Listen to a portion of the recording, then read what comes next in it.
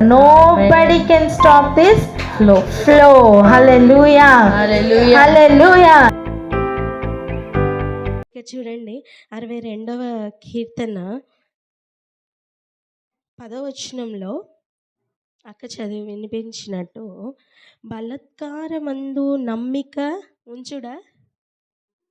ఉంచకుడి. బలత్కారమందు నమ్మిక ఉంచకుడి. విశ్వాసం లెవెల్ కంటే ముందు నమ్మకం, అంతే కదా.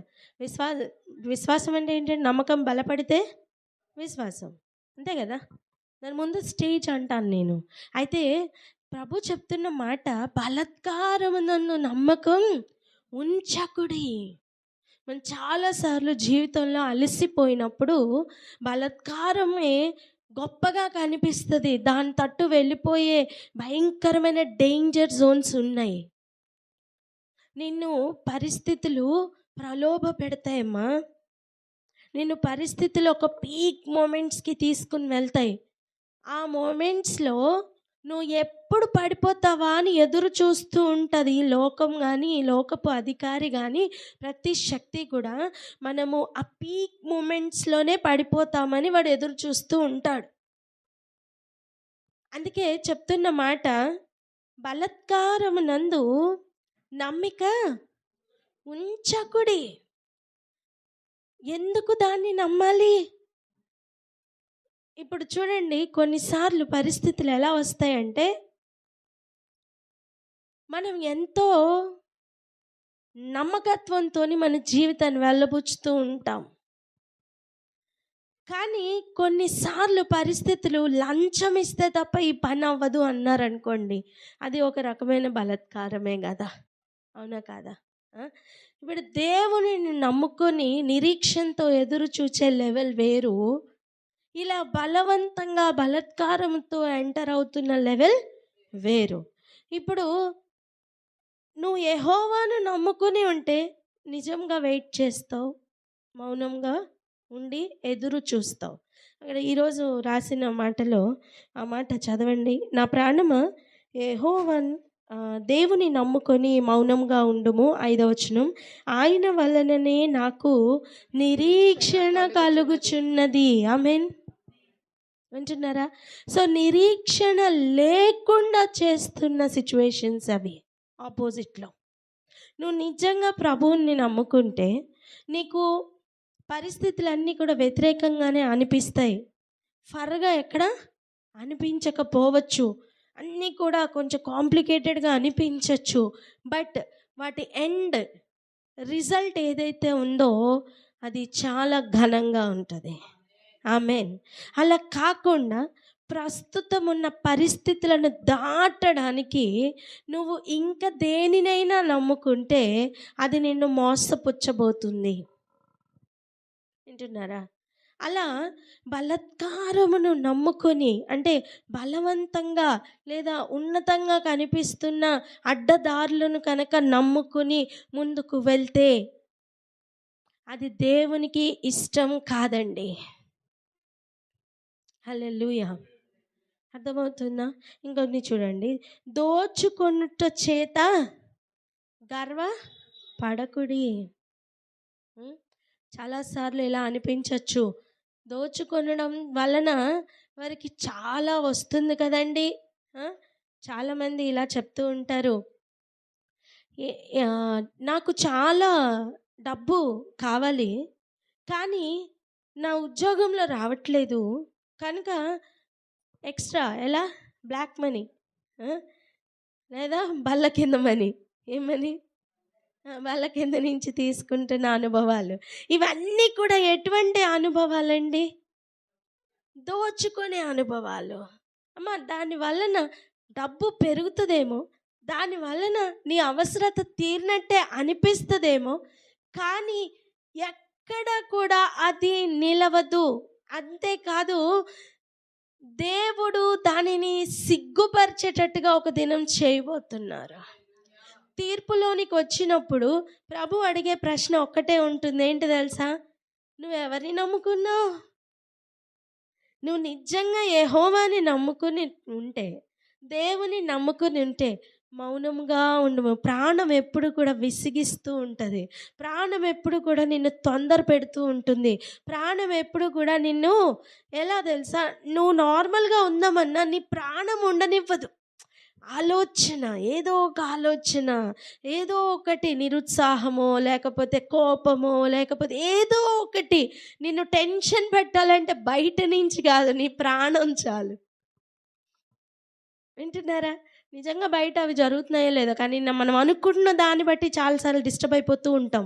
ఇవన్నీ ఎక్కడ జరుగుతున్నాయి? ఏ లెవెల్లో జరుగుతున్నాయి? ప్రాణం లెవెల్లో జరుగుతున్నాయి. అర్థమవుతుందా? సో ఆ ఏరియాలో మనం దేవుని నమ్ముకొని గనక మౌనంగా ఉంటే, నిరీక్షణ ఆయన మీద గనక పెట్టుకుంటే మిగిలిన పరిస్థితులన్నీ ఓడిపోతాయి. ఆమేన్. ఆ టెన్షన్ పెట్టిన ఆ జోన్, ఆ టైం కొంచెం ఉంటుందండి. నువ్వు పడతావా లేదా అని ఎదురు చూస్తున్న టైం. ఆ టైం మాత్రం కొంచెం ఓపిక పట్టి చూడు, నెక్స్ట్ లెవెల్ వేరేగా ఉంటుంది. ఆమేన్. నెక్స్ట్ జర్నీ వేరే లెవెల్లో ఉంటుంది.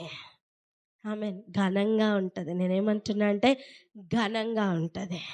ఆమేన్. రూత్ చూడండి, కుటుంబం మొత్తాన్ని కూడా కోల్పోయింది. నయోమితో వచ్చేసింది కదా. ఒకవేళ ఆమె ఇక నాకెవ్వరు లేరు కదా అని చెప్పి ఏదో ఒక వైపు వెళ్ళిపోయి ఉంటే బోయాజుతో తన జీవితం ఉండేది కాదేమో కదా. దేవుడు నిర్ణయించిన ఆ తన జీనియాలజీలోనికి రూతు వచ్చేది కాదేమో. ఆ మోయాబు యొక్క శాపమే తను వెంటాడేదేమో. అక్కడ ఒక బ్రేక్ వచ్చింది. ఆమేన్. అంటే తను ఎవరిని నమ్ముకుంది? దేవుని నమ్ముకుందండి. నిరీక్షణకి ఆధారమే లేనట్టుగా కనిపిస్తున్న నయోమి వెంట నీ జనమే నా జనం, నీ దేవుడే నా దేవుడు అంటూ ఒక ప్రయాణం చేసింది. ఆమేన్. ఈరోజు యెహోవాను నమ్ముకుని గనుక ఉంటే ఒక్కొక్కరి ప్రాణం అలా మౌనంగా ఉంటుందండి. ఆమేన్. ఆ విశ్వాసం వేరే లెవెల్లోనికి వెళ్తుంది అంటున్నాను నేను. ఆమేన్. ఏదేమైనప్పటికీ కూడా మనం విశ్వాసం యొక్క పోరాటంలోనికి వెళ్ళాలి. ఆమేన్. ఆమేన్. రండి వెళ్దాం త్వరగా. యూదా పత్రిక ఎన్నో అధ్యాయం? హల్లెలూయా. తీయండి. 3-4 వచనాలు చదవండి. 3-4 వచనాలు. యూదా రాసిన పత్రిక 3-4 వచనాలు. 3-4 వచనాలు. ప్రియులారా, మనకందరికీ కలిగడు రక్షణను గూర్చి మీకు వ్రాయవలనని విశేషాసక్తి గలవాడనై ప్రయత్నపడుచుండగా పరిశుద్ధులకు ఒక్కసారి అప్పగింపబడిన బోధ నిమిత్తం. ఒక్కసారి ఈ మైక్ లో చదవరా, అదేదో ప్రాబ్లం అవుతుంది. యూదా రాసిన పత్రిక 3-4 వచనములు. ప్రియులారా, మనకందరికీ కలిగడు రక్షణను గూర్చి మీకు వ్రాయవలనని విశేషాసక్తి గలవాడనై ప్రయత్నపడుచుండగా పరిశుద్ధులకు ఒక్కసారే అప్పగింపబడిన బోధ నిమిత్తము మీరు పోరాడవలనని మిమ్మును వేడుకొనుచు మీకు వ్రాయవలసి వచ్చెను. ఎలయనగా కొందరు రహస్యముగా చొరబడి ఉన్నారు. ఎందుకంట కొందరు రహస్యముగా చొరబడ్డారట. ఏంటండి? కొందరు రహస్యంగా చొరబడ్డారు. మీకు అర్థమవుతుందా? నేను రక్షణను గురించి చెప్పాలని ప్రయత్నం పడుతుంటే పరిశుద్ధాత్ముడు నన్ను అది కాదు, ఇప్పుడు బర్నింగ్ ఇష్యూ ఏంటంటే విశ్వాసమును గురించిన పోరాటం ఉంది. బోధ కాదు, అక్కడ అండర్లైన్ చేసి రాయండి, అది విశ్వాసం అని. దయచేసి అందరి బైబిల్స్లో ఆ కరెక్షన్ చేసుకోండి. బోధ నిమిత్తం కాదు, విశ్వాసం నిమిత్తం. పరిశుద్ధులకు ఒక్కసారి అప్పగింపబడిన విశ్వాసం నిమిత్తం ఒక పోరాటం ఉంది. యూదా, అర్జెంటుగా నా సంఘానికి తెలియాలి. ఏంటి తెలుసా? విశ్వాసంలోనికి వచ్చిన వారు తప్పిపోయే ప్రమాదం ఉంది సుమా. ఏంటి ఆ డేంజర్ అంటే కొందరు రహస్యంగా చొరబడ్డారు. విశ్వాసంలో నుంచి తొలగించువారు రహస్యముగా చొరబడ్డారు. వారు బయట నుంచి వచ్చిన వారు కాదు, లోపలే. అర్థమవుతుందా? తెలుగులో ఒక సామెత ఉంది, ఏంటి? ఇంటి దొంగని డాష్ కూడా పట్టుకోలేడట. ఇంటిలోనే దొంగతనం చేస్తున్న వారిని పట్టుకోలేరట. ఒకసారి ఆలోచించండి. అది అక్కడ ఆగిపోవడానికి లేదు. ఇప్పుడు ప్రభు ఏం చేస్తున్నారు తెలుసా? ఎవరు దొంగ మెట్టలుగా ఉన్నారో వాళ్ళని దేవుడు ఎక్స్పోజ్ చేస్తున్నారు. అప్పుడు అది పోరాటం కాదా? ఇది ఎటువంటిది తెలుసా? ఇండియన్ ఆర్మీ ఉంది, చెప్పండి. ఆర్మీ, అవునా? ఇండియన్ ఆర్మీ ఉంది. మన ఆపోజిట్ కంట్రీ ఏదైనా చెప్పండి. చైనా, పాకిస్తాన్, సరే, రెండు రాద్దాం. ఓకేనా? వీళ్ళ ఆర్మీ కూడా ఉంది. ఓకే, ఇప్పుడు జరిగిన విషయం ఏంటంటే, యాక్చువల్గా వాళ్ళు పాకిస్తాన్ వాళ్ళు, కానీ వాళ్ళ ట్రైనింగు, వాళ్ళ అపాయింట్మెంట్ అన్నీ కూడా ఇండియన్ టీంలో అవుతుంది. ఇండియన్ బెటాలియన్లో వారు కూడా చొడబడి ఉన్నారు రహస్యంగా అనుకోండి. ఇప్పుడు అలర్ట్ అవ్విన వారు ఎంత జాగ్రత్తగా అలర్ట్ అవ్వాలి తెలుసా? ఎందుకంటే వీళ్ళ స్థావరాలు వాళ్ళకి తెలుసు, వీళ్ళ సీక్రెట్ జోన్స్ అన్నీ వాళ్ళకి తెలుసు, వీళ్ళ బలగాలు అన్నీ తెలుసు, ఈవెన్ వీళ్ళ బలహీనతలు తెలుసు, వీళ్ళ కమాండర్స్ ఎవరో తెలుసు, ఎవ్రీ సీక్రెట్ పాయింట్ వీళ్ళకి తెలుసు. నార్మల్గా ప్రిపేర్ అవుతున్న ఆర్మీ కంటే ఇలా రహస్యంగా చొరబడిన వారు ఎక్కువ శాతం మూలాలను పట్టుకుంటూ ఉంటారు. బికాస్ వాళ్ళు వచ్చిందే దాని కొరకు కాదా? వాళ్ళ మిషనే అది. సో వాళ్ళు చాలా ఇంపార్టెంట్ ప్లేసెస్ని ఆక్రమిస్తూ ఉంటారు అంటున్నాను నేను. ఇప్పుడు కమాండర్ ప్లేస్లో ఉన్నవాడే శత్రువు అనుకోండి. ఏంటి? కమాండర్ ప్లేస్లో ఉన్నవాడే శత్రువు, ప్రధాన శత్రువు అనుకోండి. నీకు అర్థమైంది వాడు ప్రధాన శత్రువు అని. ఇప్పుడు నువ్వేం చేయగలవు చెప్పు? డైరెక్ట్గా వెళ్ళి నువ్వు శత్రువు రే, నాకు అర్థమైపోయింది అని చెప్పగలవా? సేమ్ వే నువ్వు పక్కన ఉన్న నీ ఆర్మీతో, హే అతనే పాకిస్తాన్ నుంచి వచ్చాడు తెలుసా అంటే, నీ పక్కోడు నమ్ముతాడా నిన్ను? తిన్నగా వెళ్ళి చెప్పేస్తాడు. ఏమని? నీ మీద ఇలా చెప్తున్నాడు సార్. అమాయకత్వమో తెలీదు, ఏంటో తెలీదు. మీకు అర్థమవుతుందా? ఒక ఆర్మీ పర్సన్ ఒక శత్రువుని గుర్తుపట్టిన తర్వాత తాను ఎదుర్కొంటున్న ప్రాబ్లమ్స్ ఎలా ఉంటాయో ఒకసారి ఊహించండి. ఎగ్జాక్ట్గా అలాగనే విశ్వాసంలో నుంచి తొలగించడానికి కొందరు రహస్యంగా చొరబడి ఉన్నారట. వారిని ఇప్పుడు యూదా గారు ఎక్స్పోజ్ చేస్తున్నారు. ఎవరి సహాయంతో? పరిశుద్ధాత్ముని సహాయంతో. ఈరోజు నీ చుట్టూ ఉన్న దొంగలని నువ్వు గుర్తుపట్టాలి అంటే ఈ పత్రికలో రాస్తున్న ఆ అనుభవం నువ్వు వింటున్నప్పుడు నీకు కలగాలి. ఆమేన్. ఎంతమందికి అర్థమవుతుంది? రహస్యంగా చొరబడ్డారట. రహస్యంగా చొరబడి ఉన్నారు వారు. వినండి, వారు అంటే ఈ కమాండర్ అనుకున్నామే. ఈ రహస్యంగా చొరబడిన వాళ్ళు ఎవరు? ఎగ్జాంపుల్, కమాండరే రహస్యంగా చొరబడ్డాడు. యాక్చువల్ వాడు ఈ ఆర్మీకి సంబంధించిన వాడు, శత్రు ఆర్మీకి సంబంధించిన వాడు. కానీ ఇక్కడికి వచ్చి మన మీదే కమాండర్గా ఉన్నాడు. నువ్వు ప్రిపేర్ అవుతున్నప్పుడు నువ్వు నీ ఇండియన్ కమాండరే అనుకుంటావు, కానీ నీ ఇండియన్ లా ప్రకారం, నీ ఇండియన్ స్టడీస్ ప్రకారం నువ్వు ప్రిపేర్ అవుతున్నప్పుడు, ఆ ట్రైనింగ్ ప్రకారం ప్రిపేర్ అవుతున్నప్పుడు ఎక్కడో నువ్వు చేంజెస్ని గమనిస్తావు. అన్ని ఏరియాల్లోనూ చూడవు. పై మెరుగులన్నీ ఒకలాగే ఉంటాయి, యూనిఫామ్ ఒకలాగే ఉంటుంది, స్టార్స్తో సహా అన్నీ ఒకలాగే ఉంటాయి, తెల్లవారు నీకంటే ముందే లేచి నిన్ను ప్రిపేర్ చేస్తున్నట్టే ఉంటాడు. కానీ ఎక్కడో ఒక దగ్గర నీకు తేడా కొడుతూ ఉంటుంది. అర్థమైందా? అలా ఈ రహస్యంగా జ్వరబడిన వారు ఎలా ఉంటారు, నువ్వు ఎలా గుర్తుపట్టాలి? ఎంతమందికి అర్థమవుతుంది? ఇది ఒక సీరియస్ బర్నింగ్ ఇష్యూ. చెప్పండి, పక్కవారితో చూసి చేతులు కలిపి చెప్పండి, ఇది ఒక సీరియస్ బర్నింగ్ ఇష్యూ అని చెప్పండి. ఇది ఒక సీరియస్ బర్నింగ్ ఇష్యూ. అర్థమవుతుందా? అటు ఇదొక సీరియస్ బర్నింగ్ ఇష్యూ. అర్థమవుతుందా? మమ్మీ మీరు అక్క పక్కకు వచ్చేసేయండి, నాకు కనబడట్లేదు మీరు.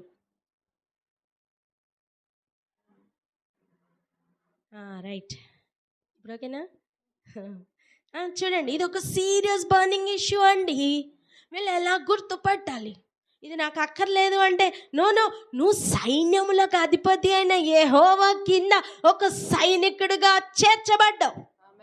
నువ్వు విశ్వాసంలోనికి వచ్చిన రోజే, నీ పిలుపును నువ్వు నిశ్చయపరచుకున్న రోజే నువ్వు ఒక ఆర్మీ పర్సన్, నువ్వు ఒక సైనికుడు, నువ్వు ఒక సైనికురాలు.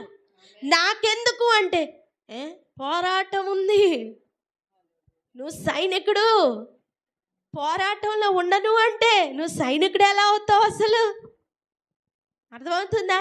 రహస్యంగా కొంతమంది చొరబడి ఉన్నారండి. నువ్వు వెళ్ళట్ అవ్వవా? నువ్వు ఇంట్లో పడుకుని ఉన్నావమ్మా, ఎవరో దొంగోళ్ళు వచ్చారు, సడన్గా ఎవరో వచ్చారు, నువ్వు ఏం కాదులే అని చెప్పి గురిపెట్టి పడుకుంటావా? చిన్నపిల్లలతో సహా లేచి ఏమైంది అని కంగారు పడరా? కనీసం ఆ కంగారన్న విశ్వాసంలో రావాలి. ఆమెన్, అంతే కదా, బేసిక్ కంగారు అది, అవునా? కానీ ఎలా చాకచక్యంగా గుర్తుపట్టి నిన్ను నువ్వు భద్రపరచుకొని దేశమును కాపాడాలో తెలియచేసేదే సైనికుల శిబిరం. ఆమేన్. ఎంతమందికి అర్థమవుతుంది? ఆమేన్. ఇప్పుడు రహస్యంగా చొరబడ్డారు కదా, వారిని నువ్వు రహస్యంగానే కనిపెట్టాలా, నువ్వు బహిరంగంగా నువ్వు కనిపెట్టలేవు. అర్థమవుతుందా? నువ్వు కనిపెడుతున్నావని కనుక తెలిస్తే నిన్ను ఫినిష్ చేస్తారు. ఎందుకు? నువ్వు ఇంకా చిన్నవాడివి, చిన్నదానివి గనుక.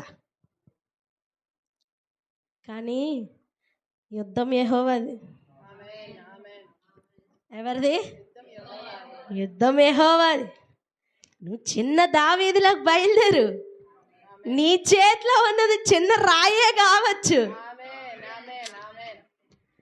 కరెక్ట్గా స్పాట్లో తగులుతుంది తెలుసా? పెద్ద పెద్ద దిగ్గజాలు కూడా కింద పడాల్సిందే. ఆమేన్. అర్థమవుతుందా?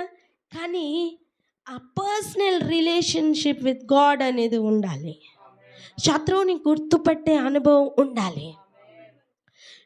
నీకున్న పని నువ్వు కాపరిగా నీ గొర్రెల్ని నువ్వు కాపాడుకోవడమేనమ్మా, అంతే కదా. దావీదుకున్న పని ఏంటండి? గొర్రెల్ని కాపాడుకోవాలి. ఒక్క గొర్రె సింహం నోట్లోకి వెళ్తే ఒకటే కదా, ఆ ఒక్క గొర్రె కూడా వెళ్ళడానికి వీలు లేదని ఒక రోషం రావాలి. కాపరికి మాత్రమే ఉంటుంది అది. హల్లెలూయా. అర్థమవుతుంది? సో ఒక్కొక్కరు అలా రక్షకుని యొక్క వారసులుగా తయారవ్వాలి అంటే ఈ యుద్ధం, ఈ పోరాటం నీకు అర్థం అవ్వాలి. ఇది నాకు సంబంధించిన సబ్జెక్ట్ కాదు అనుకోవడానికి వీలు లేదు. బికాజ్ మన దేవుని పేరే సైన్యములకు అధిపతి అయిన యెహోవా. అర్థం? యుద్ధములు ఉన్నాయి, యుద్ధం కూడా యెహోవాదేనంట. హల్లెలూయా. ధైర్యం తెచ్చుకోవడానికి నేను చెప్తున్నా.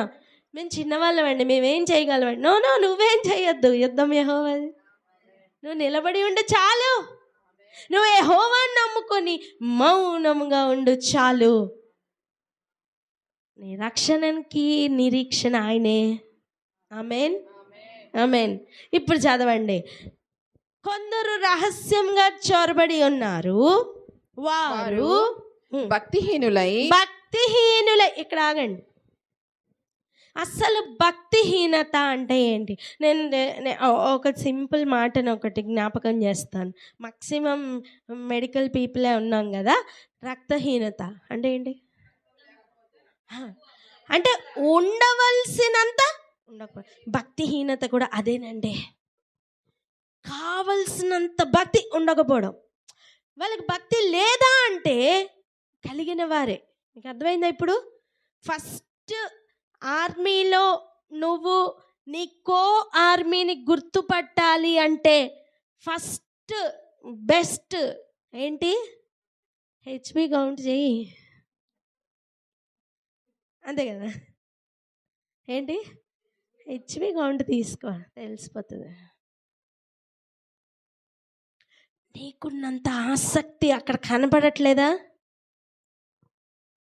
అర్థమైందా? అర్థమైందా? ఆ దేవుని మీద ఒక ఆరాటం అక్కడ కనబడట్లేదా? గుర్తుపట్టు.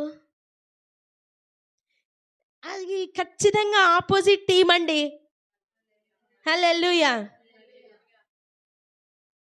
అర్థమవుతుందా? రహస్యంగా చొరబడినా సరే నువ్వు పట్టుకోగలవు. ఆమేన్.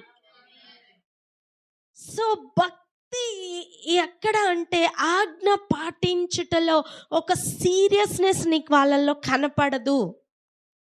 ఏం కాదులే, జాగ్రత్త. నువ్వు కూడా ఏం కాదులే తయారవ్వకు వాళ్ళని చూసి. నీకు అర్థమైందా? నిన్ను విశ్వాసంలో నుంచి లాగేయడమే వారి ప్రధాన ధ్యేయం. నువ్వు వారిని గుర్తుపట్టాలి అంటే you should be equipped with this knowledge. అర్థమైందా? అలా కాకుండా వాళ్ళు అలాగే చేస్తున్నారు కదా, నేను అలాగే చేద్దాం. నిన్ను అందుకు పిలుచుకోలే. అర్థమైందా? కంఫర్టబుల్ జోన్లోకి వెళ్ళకు. చెప్పండి అన్నమాట. వెళ్ళకు. నిన్ను అందుకు పిలుచుకోలే దేవుడు. ఆల్రెడీ ఒక పోరాటం ఉంది. ఆల్రెడీ రహస్యంగా చొరపడిన వారు ఉన్నారు. నువ్వు వారిని గుర్తుపట్టాలి అంటే ఇదిగో ఇలాంటి ఒక లిస్ట్ ఉంది. సో వారు భక్తిహీనులై కదులుతారు. భక్తిహీనత నీకు కనిపించినప్పుడే నువ్వు నీ మైండ్లో హిట్ లిస్ట్లో పెట్టాలి వాళ్ళని. వీళ్ళు చైనా తాలూకానా, పాకిస్తాన్ తాలూకానా? అర్థమైందా? 4 కేటగిరీస్ ఉంటారు. వాళ్ళల్లో ఏ తాలూకా కేటగిరైజ్ చేయడం ఇందులో స్టార్ట్ అయిపోవాలి. రైటా? ఇంకా చదవండి. వారు భక్తిహీనులై మన దేవుని కృపను కామాతురత్వమునకు దుర్వినియోగపరచుచు. అది మన దేవుని కృపను కామాతురతకు దుర్వినియోగపరుస్తారు. వారు ప్రతిదాన్ని వారి శరీర కోర్కెలు తీర్చుకోవడానికి ఆపాదిస్తూ ఉంటారు. గుర్తుపట్టు. అనేక మంది ఉన్నారండి ఇటువంటి వారు. మేము హైదరాబాద్లో ఉన్నప్పుడు ఒక అయ్యగారి గురించి ఇట్లా విన్నాం. ఏమని తెలుసా? వాళ్ళ దగ్గరికి వెళ్ళే వాళ్ళందరూ ఆల్మోస్ట్ కూలి పనులు చేసుకుంటూ ఉంటున్న వారే. సో వాళ్ళకి వచ్చేది ఎంత అండి జీతం? మహా అయితే 2000. 5 ఇళ్లల్లో పని చేస్తే 10,000, అంతే కదా? రెక్కాడితే కానీ ఆడదు. అలా ఉన్న వాళ్ళే వాళ్ళ సంఘానికి ఎక్కువ మంది వెళ్తూ ఉన్నారు. ఆ అయ్యగారు చేస్తున్న పని ఈరోజు మీ ఎదురుగుండా చెప్తున్నాయినండి. ప్రతిరోజు ఒక్కొక్క ఫ్యామిలీ, అంటే ఫ్యామిలీ మీటింగ్స్ ఉంటాయి కదా, ఇంటిని దర్శిస్తున్న అదొక బిజినెస్ ఉంది కదా. రోజుకి 5 కంపల్సరీ గృహ కూడికలు ఉంటాయట. ప్రతి గృహం 300 ఇవ్వాలట. చెప్పండి ఎంత? అమ్మాయిలు అంటే యూత్ పిల్లలు ముందుగానే సాయంత్రం 6 గంటలకంతా రెడీ అయిపోవాలి. వాళ్ళు వెళ్ళి పాటలు పాడుతున్నప్పుడు అయ్యగారు లోపలికి వస్తారు. వచ్చి గబగబా 2 వాక్యాలు చూపించి చెప్పేసి ప్రార్థన చేసేస్తారు. నెక్స్ట్ ఇంటికి మూవ్ అయిపోతారు. వీళ్ళు 300 చేతిలో పెట్టాలి. నెక్స్ట్ ఇంటికి వెళ్ళిపోతారు. అక్కడ 300 అయిపోయింది. ఇదంతా ధనాపేక్షకు సంబంధించింది. సరే పర్వాలేదు, రెగ్యులర్ జీతగాడు మంచిదే. తర్వాతది ఏంటో తెలుసా? ఎవ్రీ మంత్ ఎవరో ఒకరికి ఇంట్లో దెయ్యం పడుతుంది. ఈయన చెప్తాడు, ఈ అయ్యగారే చెప్తాడు, ఏమనంటే మీ ఇంట్లో ఒక దురాత్మని నేను చూస్తున్నాను, 2 దినముల ఉపవాస ప్రార్థనలు మీ ఇంట్లో పెట్టాలి.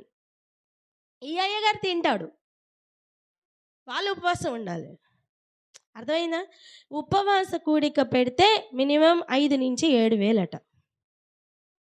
వాళ్ళ జీవితానికి 10,000 సంపాదించి ఇల్లు గడవడమే కష్టం అండి. అర్థమైందా?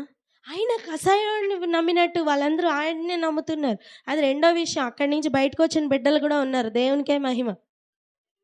అర్థమైందా? ఇది బ్యాక్ ఇన్ 2019లో స్టోరీ నేను మీతో చెప్తున్నది. ఫ్రెష్ స్టోరీ ఏం కాదు. వింటున్నారా? అయితే వెళ్ళి ఆ ఇంటిలో నీ బిడ్డ మీద ఆ గాలి కనిపించింది.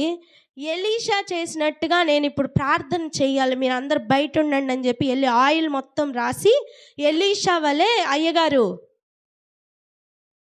చేస్తాడట ప్రార్థన. ఎలీషా శవం మీద పడుకున్నట్టు. మీకు అర్థమవుతుందా నేను చెప్తున్న మాటలు? దేవుని కృపను కామాతురతకు లాగుతున్న వారు కళ్ళెదురుగునే ఉన్నారండి, బయట ఎక్కడో లేరు. నీకు ఇటువంటి పోరాటం నీ చుట్టూ ఉందని తెలుసుకొని, ఇటువంటి శత్రువులు చొరబడి ఉన్నారని ఆల్రెడీ అర్థమవుతుంటే నీకు చలనం రావద్దా? ప్రార్థన శక్తి పెరగద్దా? ప్రార్థనలో నువ్వు సమయం పెంచద్దా? నేను బాగానే ఉన్నాను అనుకుంటున్నావా? లేదు నాన్న, అనేక సహోదరులు సహోదరులు బలి అయిపోతున్నారు ఇటువంటి వారి వలన. వింటున్నప్పుడే రక్తం మరిగిపోట్లా ఉన్నారు. ఈ రోజుకి కూడా ఇంకా అయ్యగారిగానే చలామణి అవుతూ ఉన్నాడు. ప్రభువే గద్దించునుగాక.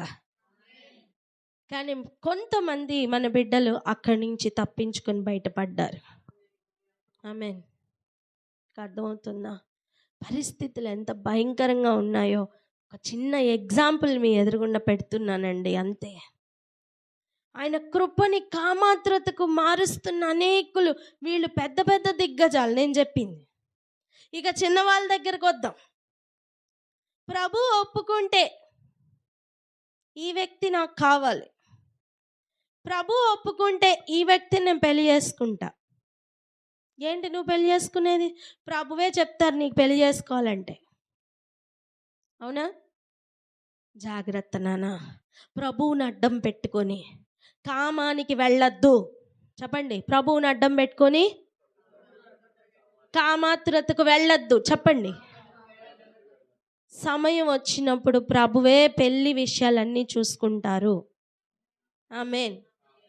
ఎంతవరకు మనకి దాంపత్య జీవితం కావాలి అనేది ఆయనే డిజైన్ చేసి పంపిస్తారు. దయచేసి ఆయన కృపను మాత్రం కామాతురతకి అంటగట్టద్దు. వింటున్నారా? ఇక్కడే ఆగి ఒకసారి ప్రార్థన చేద్దాం. ఎందుకంటే చాలా సీరియస్ ఇష్యూ అండి, చాలా సీరియస్ ఇష్యూ అండి. అంత సింపుల్ ఇష్యూ కాదు. ఈ భక్తిహీనులతో నువ్వు గనక కలిసావా, నువ్వు కూడా అందులోకి వెళ్ళిపోతావు. నీ పవిత్రత మొత్తం పాడైపోతుంది. నీ పవిత్రత అపవిత్రతకు మార్చబడుతుంది. నీ భక్తిహీనతలోకి వెళ్ళిపోతుంది. మరలా రివైవ్ అయ్యే అవకాశమే ఉండదు.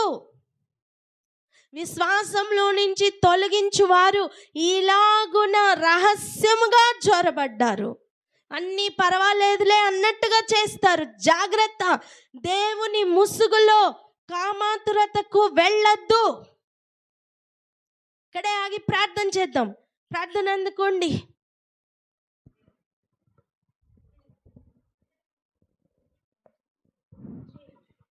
స్తోత్రం స్తోత్రం స్తోత్రం తండ్రి దేవా. అయ్యా మాకు ఈరోజు వాక్యాన్ని తండ్రి దేవా మీరు మాతో మాట్లాడుతున్నందుకే మీకు వందనాలు తండ్రి.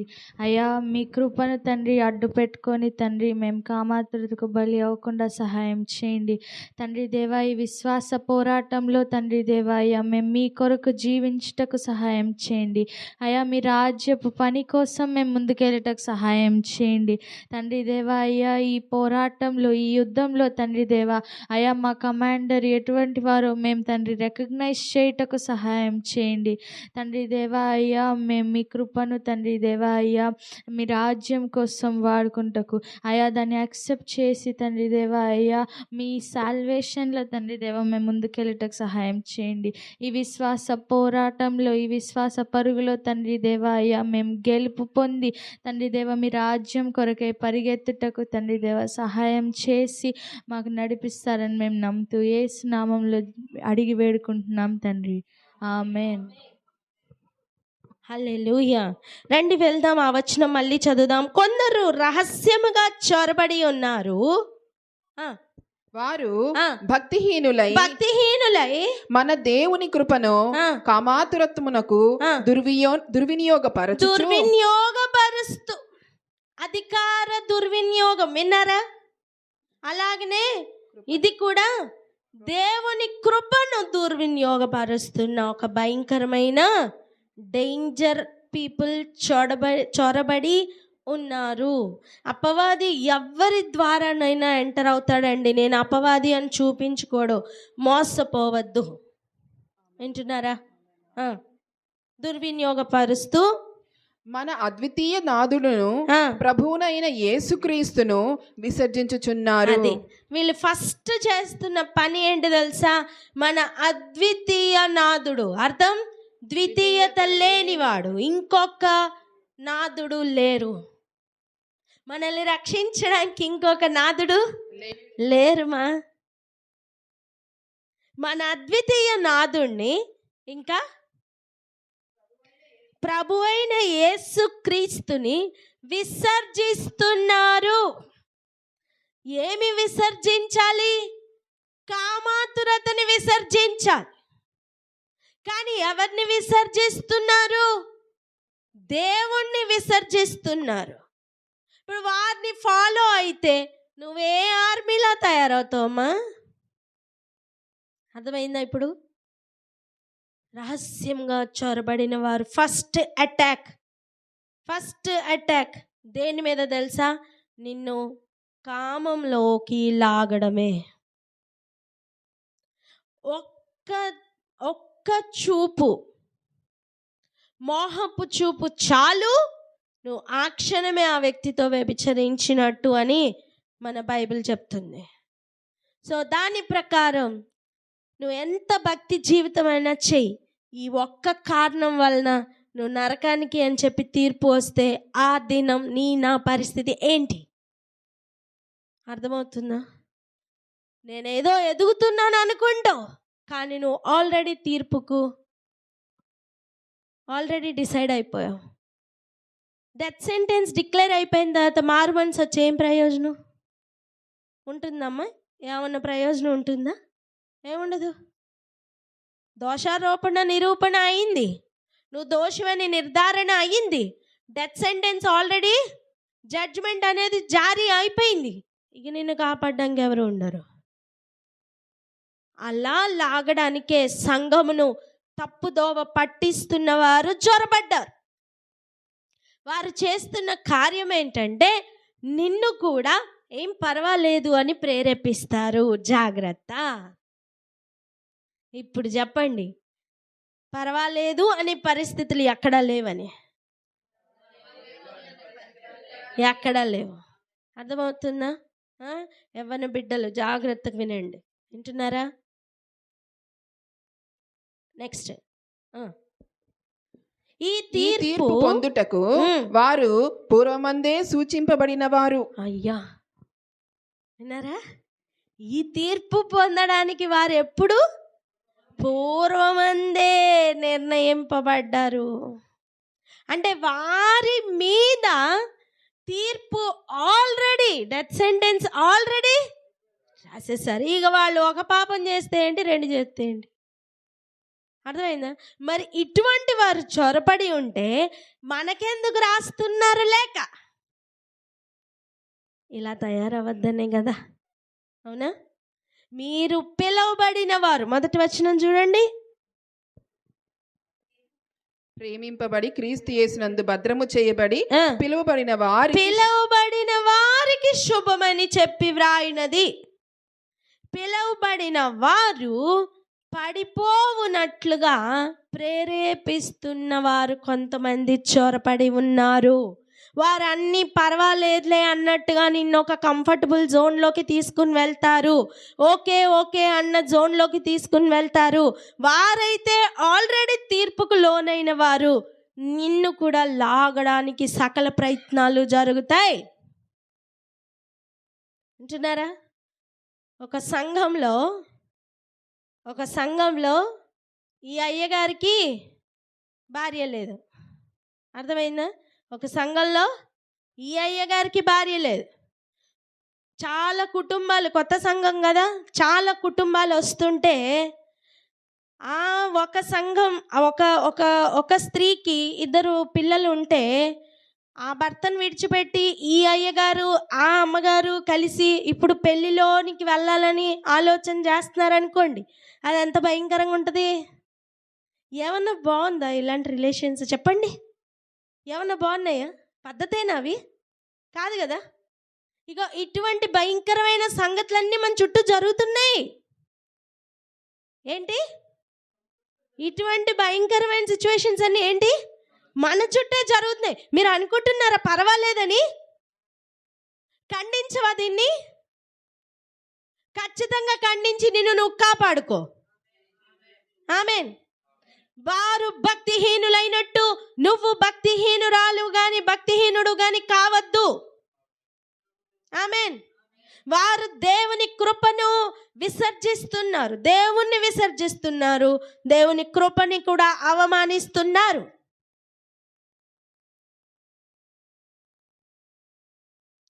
ముందుకు వెళ్దాం. నేను అంటున్నది ఏంటి తెలుసా? సజీవంగా వాక్యం జరిగిపోతుంది అంటున్నా. వాక్యము చూడండి, యూదా రాసిన పత్రిక ఎప్పుడండి? ఆల్మోస్ట్ 2000 ఇయర్స్ అంటే 100 సంవత్సరాల లోపలే ఇవన్నీ రాశారు. ఓకేనా? సో 2000 వేసుకుందాం కంఫర్టబుల్గా. 2000 ఇయర్స్ బ్యాక్ రాసినవి, కానీ వాక్యం సజీవమైనది, బలం గలది. ఒక ఎగ్జాంపుల్ కూడా నెరవేరిపోతుందండి. శత్రువు పట్ల రాసిన వాక్యం కూడా నెరవేరిపోతుందండి. అలాంటప్పుడు వాక్యం ఇంకెంత నిశ్చయం, వాక్యం ఇంకెంత బలం. ఆమేన్. అర్థమవుతుందా? పోరాటమే కావచ్చు, కానీ విజయం ఉంది. నువ్వు నీ ఎదురుగుండా జరుగుతున్న దుష్టత్వాన్ని ఎదిరించి నిలబడ్డావు చూడు, ఖచ్చితంగా దేవుడు నిన్ను ఘనపరుస్తా. ఆమేన్. ప్రస్తుత కాలం నీ కమాండరే రక్త శత్రువు నుంచి వచ్చినా సరే ఇప్పుడు నువ్వేం చేయలేవేమో, నువ్వు కాపాడుకో చాలు. ఒక దినం రాబోతుంది.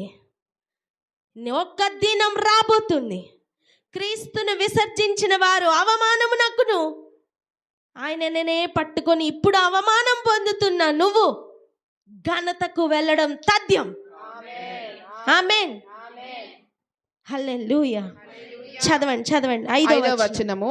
ఈ సంగతులన్నీ మీరు ముందటనే ఎరిగి ఉన్నను, నేను మీకు జ్ఞాపకము చెయ్యగోరుచున్నదేమనగా, ప్రభువు ఐగుప్తులో నుండి ప్రజలను రక్షించినను వారిలో నమ్మకపోయిన వారిని తరువాత నాశనము చేసెను. ఒక్క నిమిషం. ఈ ఒక్క వచనంలో దేవుడు ఈ మాటను రాయించారు, కానీ ఇప్పుడు నెక్స్ట్ ఉన్న మిగిలిన వచనాల్లో ప్రభు ఆల్రెడీ జరిగిన సంగతులను జ్ఞాపకం చేస్తున్నారు. అర్థమవుతుందా? హిస్టరీలోకి వెళ్ళి లేదా వాక్యంలోనే మనం వెనక్కి వెళ్ళి ఇవన్నీ ఎలా జరిగాయో జాగ్రత్తగా గనక పరిశీలించగలిగితే ప్రస్తుతం మనం కాపాడబడడం సాధ్యం. ఆమె కేవలం కామం మాత్రమే పరిపాలన చేయలేదండి. అర్థమైందా? అది మూలంగా నిలబడింది అంతే. దీని శాఖలు చాలా ఉన్నాయి. మీకు అర్థమైందా? దీని శాఖలు చాలా ఉన్నాయి. వాటిని మనం కొన్నింటిని ఇక్కడ మెన్షన్ చేసిన వాటిని చూస్తే మనల్ని మనం భద్రపరచుకోవడం సాధ్యం, సంఘమును కాపాడుకోవడం సాధ్యం. ఆమేన్. అర్థమవుతుందా? అటువంటి మాటల్లోనే ఈ ఫస్ట్ మాట ఏంటట, ఈ సంగతులన్నీ మీరు ఆల్రెడీ మీకు తెలుసు, ముందుగానే ఎరిగి ఉన్నను, నేను మరలా జ్ఞాపకం చేస్తున్నా. ఎలాంటివి? ప్రభు ఐగుప్తులో నుండి ప్రజలను రక్షించినను వారిలో నమ్మకపోయిన వారిని తర్వాత నాశనం చేసెను. మనం 62లో చదివింది ఏంటండి? నమ్మకంనే కదా. బలత్కారమును నమ్మద్దు, దేవునిని నమ్ముకొని మౌనంగా ఉండుడి. అవునా? ఇక్కడ ఈజిప్ట్ నుండి బయలుదేరిన వారు ఎంతమంది అండి?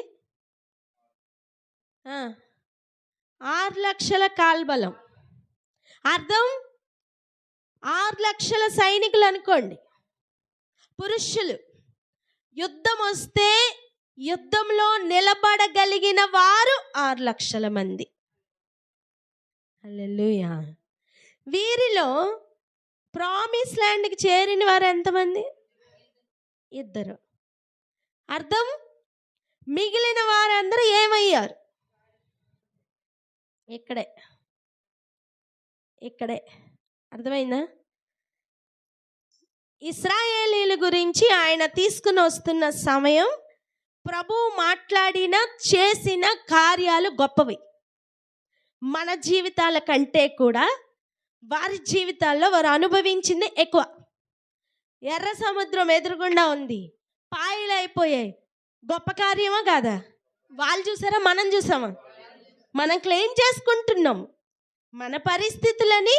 ఒక సముద్రంగా మనం చూసుకొని క్లెయిమ్ చేసుకుంటున్నాం, తప్పు కాదు. కానీ నిజంగా అనుభవించిన వారే పడిపోతే, అది అనుభవించని మనం పడిపోయే అవకాశం లేదా? ఉంది.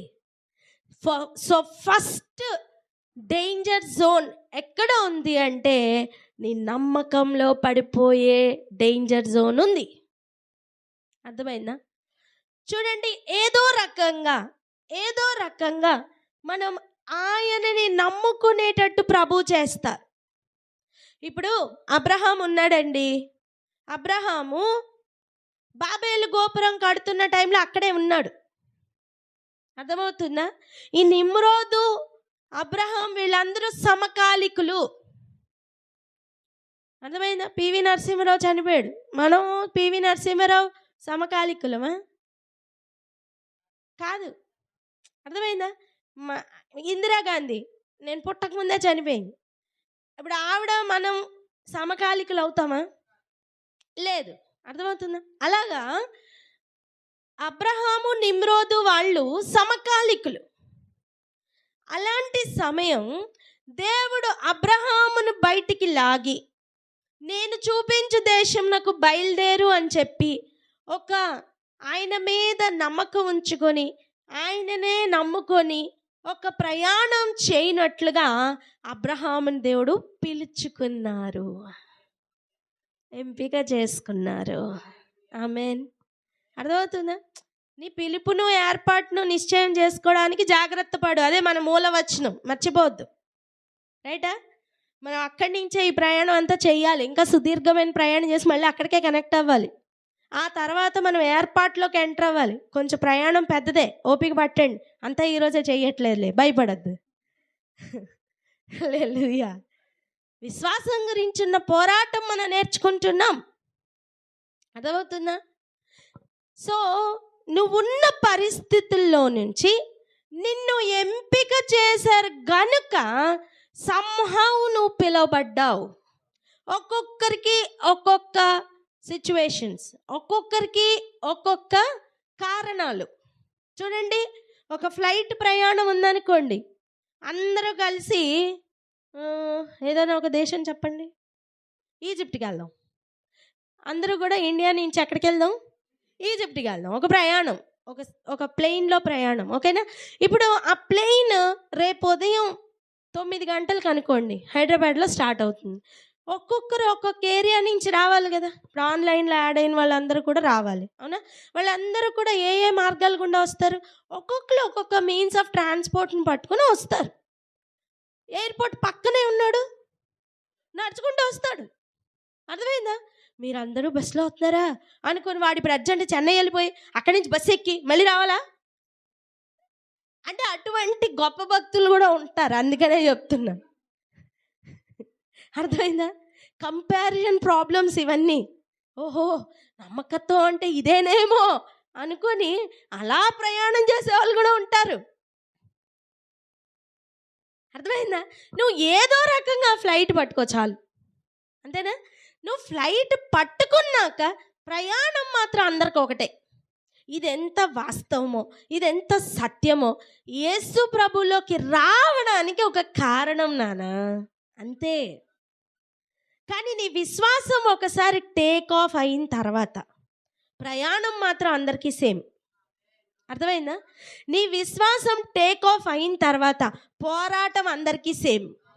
హల్లెలూయా. ప్రయాణం పోరాటం అని చెప్పండి. నువ్వు విశ్వాసంలోనికి రావడానికి అనేక కారణాలు, కానీ నువ్వు విశ్వాస ప్రయాణం స్టార్ట్ అయిన తర్వాత పోరాటం మాత్రం అందరికి ఒకటే. ఏంటి? నిన్ను పడగొట్టాలని. నువ్వు ఈ ఇద్దరి స్థాయిలో ఉండకూడదని. ఇశ్రాయేలీలు పడిన ప్రయాస అదే, ప్రజెంట్ మనం పడుతున్న ప్రయాస కూడా అదే. ప్రారంభించేటప్పుడు ఆసక్తితో ప్రారంభిస్తావు. విశ్వాసమునకు పరీక్షలు ఉన్నాయి సుమా. నువ్వు ఏదో విధంగా నమ్ము ఫస్ట్, కానీ నీ నమ్మకత్వానికే పరీక్షలు రాబోతున్నాయి. ఈ ప్రయాణంలో పడిపోకు. ఆమేన్. ఇది అంతటిని కలిపి ఒక్క మాటలో రాస్తున్నారు. నిద్ర వస్తున్న వాళ్ళు లేచి నిలబడండి, ఏం బాధపడద్దు. ఎలాగైనా సరే ఈ వాక్యాన్ని ఎక్కించుకోండి ప్లీజ్. వింటున్నారా? ఎందుకంటే ఇది చాలా ఇంపార్టెంట్ సబ్జెక్ట్. ఇంపార్టెంటా కాదా నాన్న? గుడ్డోడిని బాగు చేశాడండి, చప్పట్లు కొట్టి వెళ్ళిపోయే బ్యాచ్ కాదు మనం. ఆమేన్. కుంటాడు బాగుపడ్డాడండి, అబ్బా ఆ బ్యాచ్ కాదు మనం. హలో, ఆ బ్యాచ్ కాదు మనం. వింటున్నారా? 4 చప్పట్లు కొట్టి వెళ్ళిపోయే బ్యాచ్ కాదు. విశ్వాసంలో ఉన్న పోరాటంలో గెలిచి ఆ ఇద్దరిలాగా మనం చేరాలా. హల్లెలూయా. ఆ జనాంగం గనుకనే మరి కొంచెం ఎక్కువనే ఉంటుంది ప్రయాస, తప్పదు. వినడమే ఎంత పోరాటం అయితే పాటించడం ఇంకెంత పోరాటం అండి. అవునా కదా? ఇప్పుడు జాగ్రత్త చదవండి. ప్రభువు ఐగుప్తులో నుండి ప్రజలను రక్షించినను. అర్థమైందా? ఎగ్జాక్ట్గా మనల్ని కూడా ప్రభు లోకమనే ఈజిప్ట్ నుంచి రక్షించినను. ఈ ప్రయాణంలో చూడండి, వారిలో నమ్మకపోయిన వారిని తరువాత నాశనం చేసెను. ఈ మాటలు ఇలా ఎందుకు రాస్తున్నారు? తన ప్రజల్నే ఆయన మార్గ మధ్యలో నమ్మలేని వాళ్ళని నాశనం చేస్తే నిన్ను నన్ను ఏం చేస్తారు అనేది అన్స్పోకెన్ వర్డ్స్లో లాస్ట్లో ఒక క్వశ్చన్ మార్క్. అర్థమైందా? అంతే కదా? తన బిడ్డనే వదలలేదండి, ఇక మనల్ని వదులుతారా దేవుడు? మనం చేయవలసిందల్లా ఒకటి, ఆయన నమ్ముకోవాలి. యెహోవాను నమ్ముకుని మౌనంగా ఉంటా. అమాలేకులు రాని నేను చేతులు ఎత్తా. హల్లెలూయా. యుద్ధం యెహోవాది. అప్పుడు పాడతా యెహోవా నిస్సి. అంతే కదా? బాలాకు బిలాములు బయలుదేరుతారు. బయలుదేరని నీకెందుకు? నువ్వు కనీసం అట్టు ఇట్టు కూడా చూడవు. ఆ కామాతురత్వానికి నువ్వు పడనే పడవు. నేను ఒక బిడ్డ గురించి ఇలా సాక్ష్యం విన్నాను. పోయిన వారంలో ఒక అబ్బాయి ఉన్నాడు మా డ్యూటీలో. అబ్బాయి తెలుసా, అమ్మాయిలు కనుక మాట్లాడడానికి వస్తే దగ్గరికి అబ్బా అంటాడంట. ఏమంటాడట? 10 మంది మాట్లాడడానికి వచ్చి మీద పడుతున్నా సరే లేగా అంటాడంట. దెబ్బకి భయపడి ఎవరు జోలికి రారట. ఎంత బాగుందో నాకు వినడానికి అసలు. ఆ బాబుని బట్టి దేవునికే మహిమ. ఆమేన్. మీకు అర్థమైందా? అలా బాలాకు బిలాములు ఎన్ని ప్లాన్లేసి ముందు నుంచి చూసి వెనక నుంచి చూసి వాళ్ళు చేసింది అదే. బాలాకు తీసుకుని వస్తాడు బిలాముని చేపట్టుకొని, పట్టుకో చేపట్టుకో రా బిలాము అని చెప్పి ముందు నుంచి, ఇగో ఎంత పెద్ద జనాంగం, ఇక్కడి నుంచి చూడు, అక్కడి నుంచి చూడు, వెనక నుంచి చూడు, ఈ పక్క నుంచి చూడు, ఎంత పెద్ద జనాంగం అని చెప్పి ఎత్తైన స్థలంలో నుంచి చూపిస్తాడు. చూపించి వీళ్ళు ఎలాగైనా మోసం చేయాలి, వీళ్ళు ఎలాగైనా చంపాలి, వీళ్ళ మీద ఒక పని చేయి, నువ్వు ఏదంటే అది అవుతుందంట, నీ నాలుగు మీద మచ్చలు ఉన్నాయట, ఈ మధ్యన అంటారు కదా అలాగా, నువ్వు ఏదంటే అది అవుతుందంట. బిలాము బిలాము పలకవా పలకవా, అబద్ధాలన్నీ పలకవా, బిలాము బిలాము శాపవచనాలన్నీ పలకవా అంటే అయ్యగారు బయలుదేరాడు. దేనికి? శాపించడానికి. ఈ మధ్యలో వచ్చి ఆశీర్వదిస్తున్నాడు. నేనేంటి ఆశీర్వదిస్తున్నాను, నా నోరు ఎందుకు ఆశీర్వాద పలుకులు పలుకుతుంది? అయ్యా బిలాము, నువ్వు దేవుడి కంట్రోల్లోకి వచ్చావు.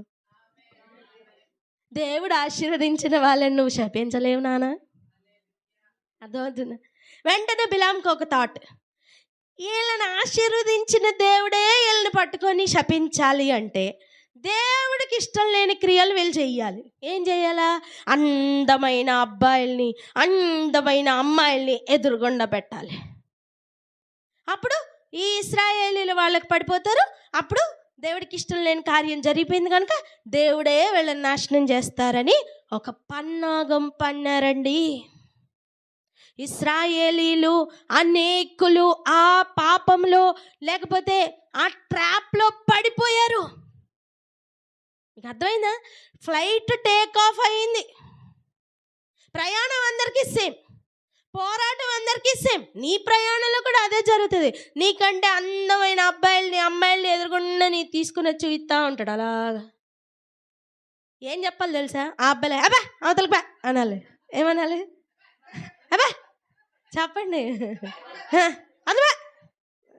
ఆ చిరాకు రావాలి నీలోని. నేను అనేదేంటి తెలుసా? దేవుడికి ఇష్టం లేనిది నీకు కూడా ఇష్టం లేకుండా మారాలి. తేళ్ళు జర్లు పాకినట్టుగా అనిపించాలి. హల్లెలూయా. నీకు అలా అనిపించట్లేదా?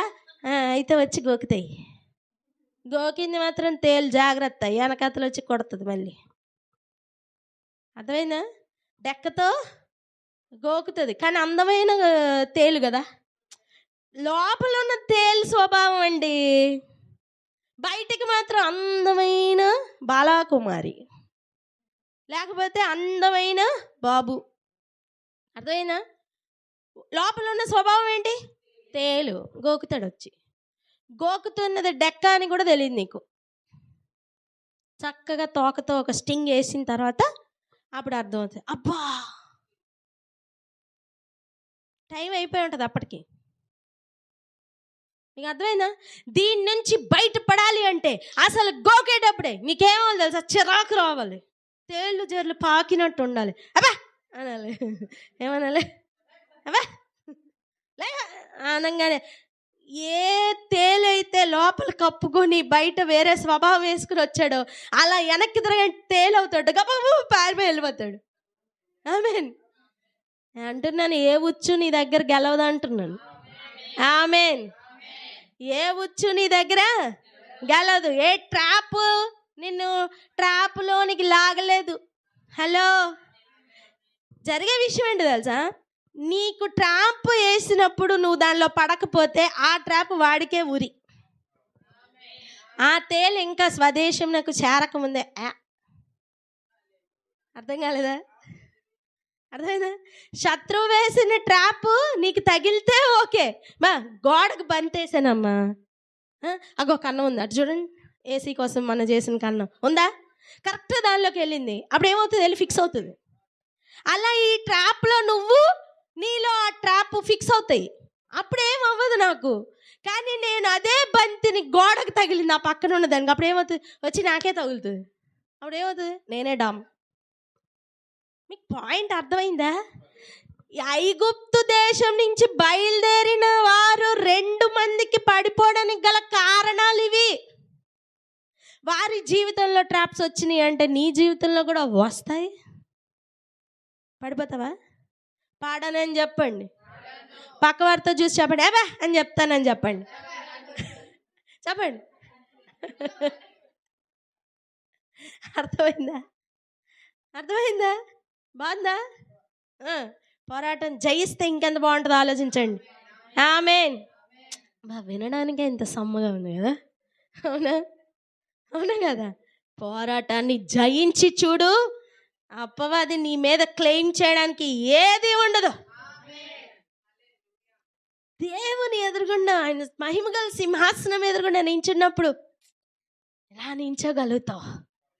ఆమేన్. ఇంకా చూడండి, ప్రభువు ఐగుప్తులో నుండి ప్రజలను రక్షించిన అని చెప్తున్న మాటలు మనకు కొంచెం అర్థం అవ్వాలి. ఈరోజు ఉదయకాల సమయం వాక్యం ఎంతమంది విన్నారు? విన్నారా? తీతుకు రాసిన పత్రిక వెళ్దామా? రండి. రక్షించడం అంటే ఒక లెవెల్ని చూపుదాం. తీతుకు రాసిన పత్రిక 3వ అధ్యాయం 3వ వచనం చదవండి. మైక్ తీసుకోండి, మైక్ ఇవ్వండి, చదువునానా ఆన్ చేయరా. ఎందుకనగా మనము కూడా మునుపు అవివేకులమును అవిధేయులమును మోసపోయిన వారమును నానా విధములైన దురాశలకును భోగములకును దాసులమై ఉండి దుష్టత్వమునందును అసూయందును కాలము గడుపుచు అసహ్యులమై ఒకరినొకడు ద్వేషించుచు ఉంటిమి గాని మన రక్షకుడైన దేవుని యొక్క దయయు మానవుల ఎడల ఆయనకున్న ప్రేమయు ప్రత్యక్షమైనప్పుడు మనము నీతిని అనుసరించి చేసిన క్రియల మూలముగా గాక తన కనికరము చొప్పుననే పునర్జన్మ సంబంధమైన స్నానము ద్వారాను పరిశుద్ధాత్మ మనకు నూతన స్వభావము కలుగజేయుట ద్వారాను మనల్ని రక్షించెను. ఆమేన్. మీకు అర్థమైందా? అంత ఒక గబగబా ఏదో అర్థం కాని ఒక స్థితిలోకి వెళ్ళింది కదా. ఏమేం గుర్తున్నాయి చెప్పండి కదా. ఒక మాట చెప్తా, ఇది చెప్పిన తర్వాత మళ్ళీ చదువుదాం, అప్పుడు బాగుంటుంది. సరేనా? జాగ్రత్తగా వినండి. దేవుడు మనల్ని రక్షించాలనుకున్నారు. ఆ మాట చెప్పండి. ఓకేనా? దేవుడు మనల్ని రక్షించాలనుకున్నారు. అయితే మనం వినండి, ఇటు వినండి. దేవుడు మనల్ని ఏమనుకున్నారు? రక్షించాలి. ఓకే, రక్షించాలి అని ప్రభు వచ్చారు. దాంట్లో ఉన్న భాగమే పిలుపు, ఏర్పాటు, ఇవన్నీ కూడా. అర్థమైందా? అయితే దేవుడు మనల్ని రక్షించాలి అనేది ఒక లాంగ్ ప్రాసెస్. ఎంత లాంగ్ ప్రాసెస్ చెప్పినా 2000 సంవత్సరాల క్రితం ఆయన రక్షకుడుగా అవతరించారు. ఇక రానున్న కాలంలో అపవాదిని మిఖాయేలు మిగిలిన సైన్యం అందరూ కలిసి పడద్రోయబోతున్నారు. అప్పుడు రాజ్యము, బలము, పదవి, అధికారం అన్నీ ఆయన కాబోతున్నాయి. అప్పుడు ఆయన మనకి అవన్నీ ఇవ్వబోతున్నారు. సో మనం ఈ మధ్యలో ప్రాసెస్లో ఉన్నాం. అయితే మనల్ని ఆల్రెడీ రక్షించానని ప్రభు చెప్తున్నారు. మరి ఎక్కడ రక్షించారు అంటే మన జీవితం ప్రారంభం అవ్వడానికి. ఇప్పుడు మళ్ళీ మన సబ్జెక్ట్ గుర్తు రావాలి. ఒక బొడ్డుతాడు, లోకంలో నుంచి ఉన్న బొడ్డు తాడుతో ఇప్పుడు ప్రస్తుతం మనం బ్రతికి ఉన్నాం. ఇందులో మనకి ఉన్న స్వభావాలు ఇప్పుడు చెప్పిన స్వభావాలు ఏవి? పూర్వం మనము, ఎందుకనగా మనము మునుపు అంటే ఏంటి? ఈ దేవుడు మనల్ని మొట్టమొదటిగా రక్షిస్తున్నది ఎక్కడి నుంచి అంటే మన పూర్వపు ఏంటన్నా ఫస్ట్ ఏంటి? అవివేకులం. వింటున్నారా? పూర్వమందు ఉన్న అవివేకం నుండి మొదట రక్షించారు. ఆమేన్. రెండవది, మన అవిధేయులమై ఉన్నాం, అప్పుడు దేవుడు మనల్ని రక్షించారు. అవన్నిట్లో నుంచి ప్రభువు మనల్ని వేరుపరిచారు. ఇప్పుడు ఒక మాట చూడండి, మొన్న బురదతో మొత్తం ఇదంతా మునిగిపోయింది కదా.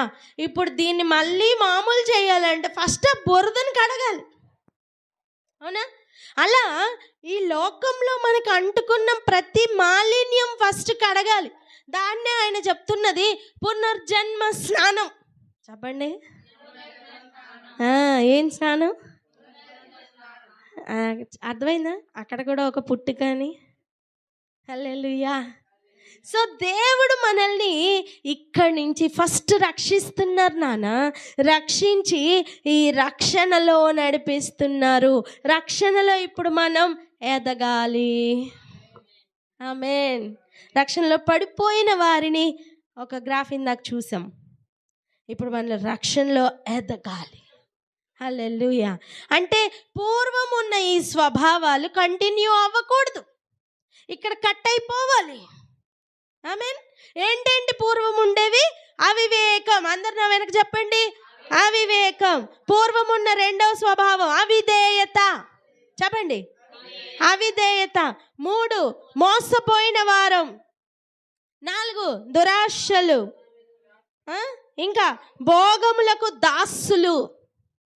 దురాశలకు భోగములకు దాసులై ఉన్నాం. మీకు అర్థమైందా? యెహోవాను నమ్ముకున్న మౌనంగా ఉంటావు, నార్మల్ జీవితాన్ని కొనసాగిస్తూ ఉంటావు. నీకు భోగాశల మీద ఆ మనస్సు మళ్ళింది, బలత్కారమును ఆశ్రయిస్తావు. అర్థమైందా? ఇంకెలా బతకాలండి అనిపిస్తుంది. లేదు నాన్న, నువ్వు సత్యంలో బతుకు, నీకు ఉన్నది సరిపోతుంది. ఆమేన్. దుష్టత్వమునందును అసూయందును కాలం గడుపుచు అసహ్యులమై ఒకరినొకరు ద్వేషించుకుంటున్న వారై ఉన్నాం. నాకు ఆ వ్యక్తి అంటే నచ్చదు, నాకు ఈ వ్యక్తి అంటే నచ్చదు. ఇప్పుడు అందరినీ ప్రేమించడం నేర్చుకుంటాం. అప్పుడే నీకు దొంగ కమాండర్లు ఎవరో కనిపిస్తారు. అర్థమైందా? అప్పుడే నీకు సైనికులు ఎవరో కనిపిస్తారు, నీకు సైనికులు కాని వారు ఎవరో కనిపిస్తారు. దేవుడు ప్రేమించు వారిని నువ్వు ఇంకా ఎక్కువ ప్రేమిస్తావు. దేవుడు కోపపడి అసహించుకుంటున్న వారిని నువ్వు కూడా అసహించుకోగలుగుతావు. హల్లెలూయా.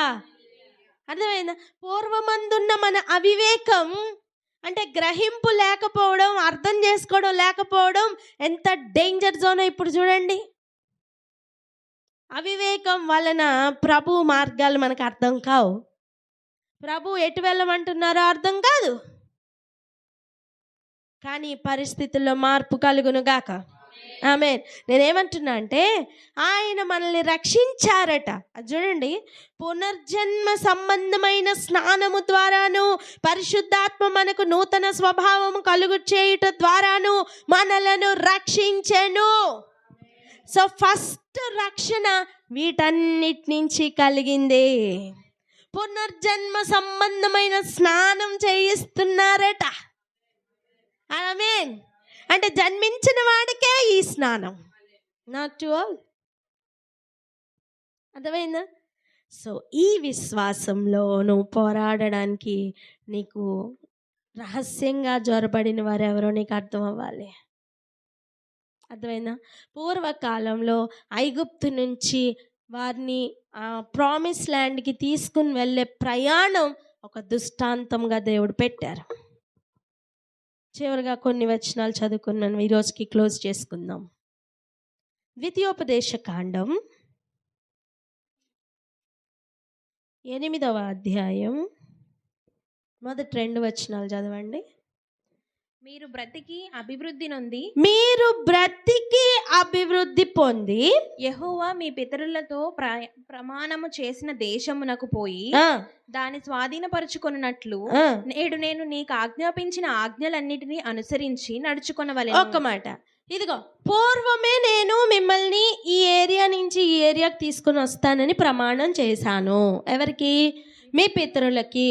సో మిమ్మల్ని నేను ఇక్కడి నుంచి ఇక్కడికి తీసుకుని వస్తున్నాను.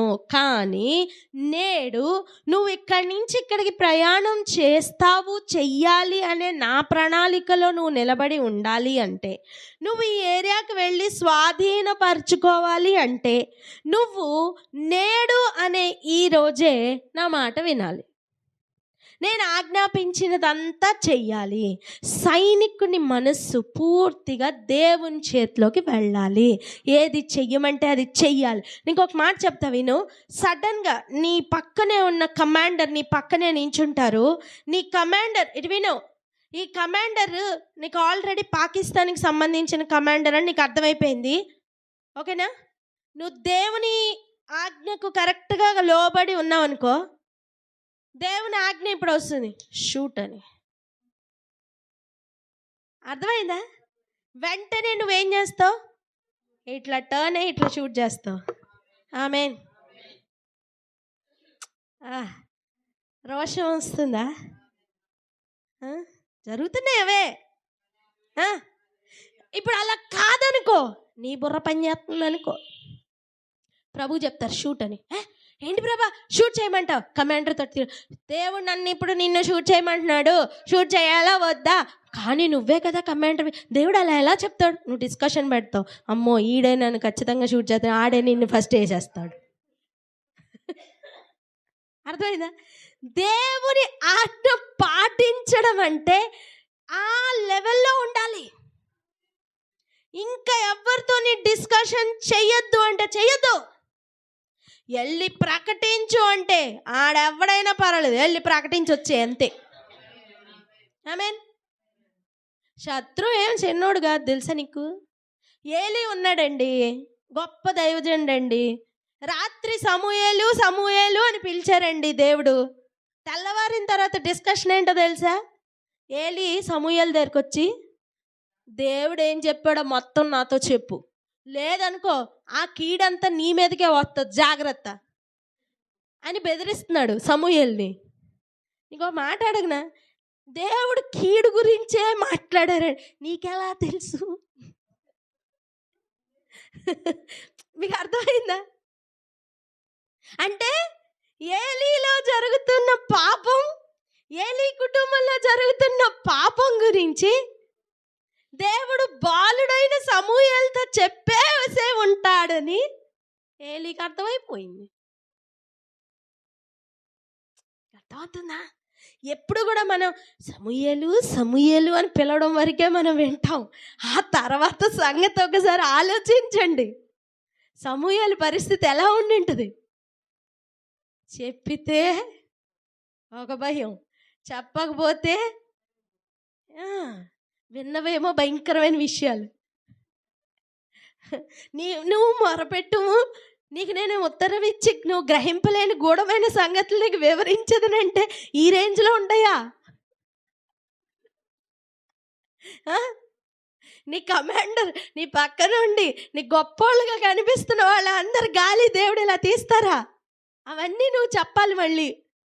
దేవుడా స్తోత్రం. దేవుడు మాట్లాడితే అలాగే ఉంటుంది. అర్థమైందా?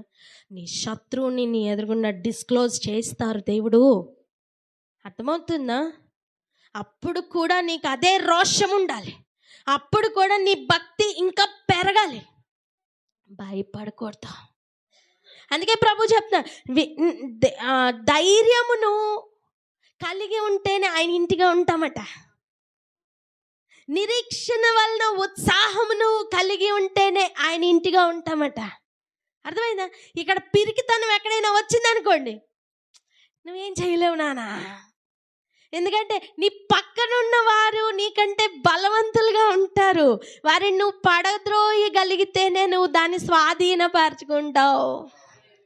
ఇది బేసిక్ రూల్ అండి. మీకు అర్థం కాలేదా? ఈజిప్ట్ నుంచి మీరు కనానుకు వెళ్ళినప్పుడు ఇక్కడ ఆక్రమించుకున్న వాళ్ళందరూ ఉన్నత దేహులు, యబూసీలు, పెరిజ్జీలు, కనానీలు, వీళ్ళందరూ ఎవరండి? ఉన్నత దేహులండి. వారిని ఫస్ట్ ఆకార పుష్టిగా గనక చూసావా నువ్వు నష్టమైపోతావు. అర్థమైందా? దావీదు అదే చేశాడు. గొలియాతు అంత పెద్దగా ఉండే ఏం భయపడలే, సున్నతిలోని ఫిలిస్తీయుడు. ఆ లోపల ఉన్న దేవుని మీద ఉన్న రోషం చూడండి. హల్లెలూయా. అర్థమైందా? నువ్వు దేవునితో ఆ రకమైన సంబంధం కలిగి ఉంటే నువ్వు ఎంత ఉన్నత దేవులనైనా దేవుడి కమాండ్ ఇలా రాగానే నువ్వు చేస్తావు. శత్రువు అవుట్, దేశం నీ స్వాధీనం. హల్లెలూయా.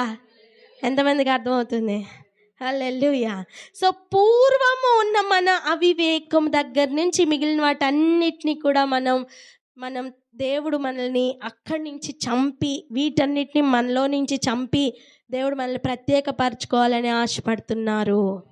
ఆమేన్. అర్థమవుతుందా? సో మన పిలుపు ఎంత గొప్పది, అర్థమైందా?